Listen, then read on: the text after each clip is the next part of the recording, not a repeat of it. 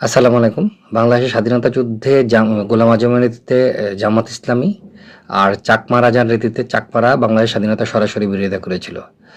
তো সেই চাকমা রাজার গল্প, চাকমা রাজা মৃত্যুর পরে তার কবর পাকিস্তানি হয়েছিল বা সমাধি, কবর তো নয়, সমাধি পাকিস্তানি হয়েছিল। সেই চাকমাদের তো বহুত কাহিনী বাংলাদেশে রয়েছে, তারা বাংলাদেশ থেকে বিচ্ছিন্ন হতে চায়।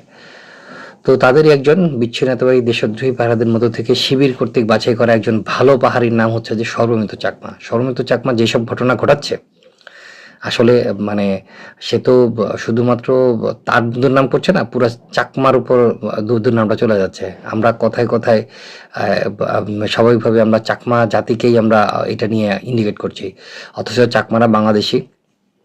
তারা হয়তো সর্বমত চাকমার এইসব আকাম কুকামের সাথে কোনো জড়িত নয় এবং তারা এগুলো সম্বন্ধে জানেও না।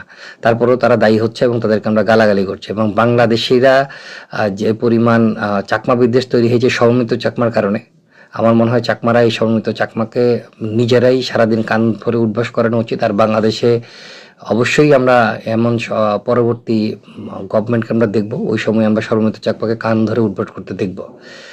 সশস্ত্র নারী বিদ্বেষী গোসল না করা শাহবাগীদের মধ্যে শিবির কর্তৃক বাছাই করা একজন ভালো শাহবাগীর নাম হচ্ছে মোনামি ম্যাম।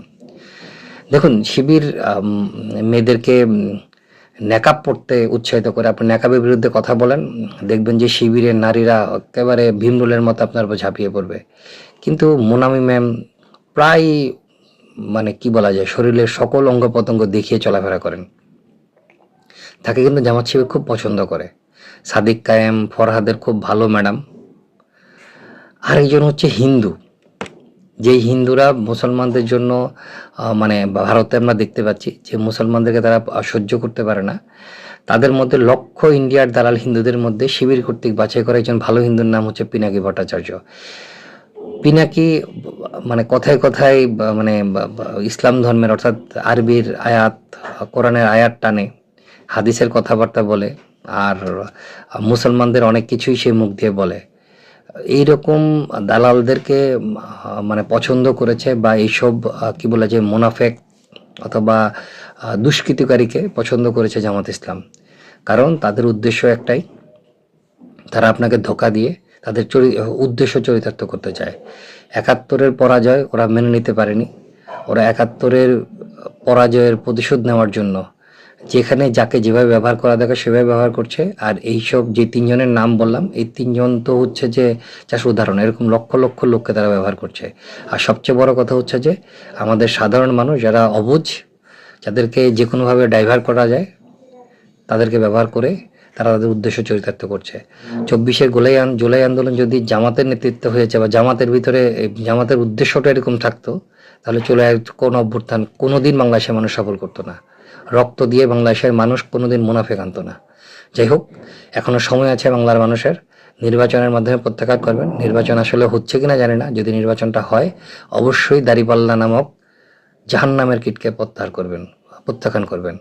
কারণ এই জাহান্নামের কীট আপনার বাংলাদেশের মানুষকে কোন দিকে নিয়ে যাবে আমরা কেউ জানি না।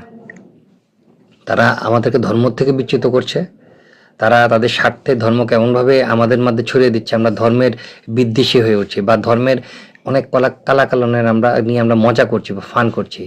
যেমন ধরুন, এখন আপনারা দেখবেন ফেসবুকে একটা কথা ঘুরে বেড়ায় যে আগে তো কবরে আপনাকে ৩টা প্রশ্ন করার জন্য তোলা হতো। আপনি যখন কবরে যাবেন, কবরে যাওয়ার পর আপনি জিন্দা করার পর 3টা প্রশ্ন করবে।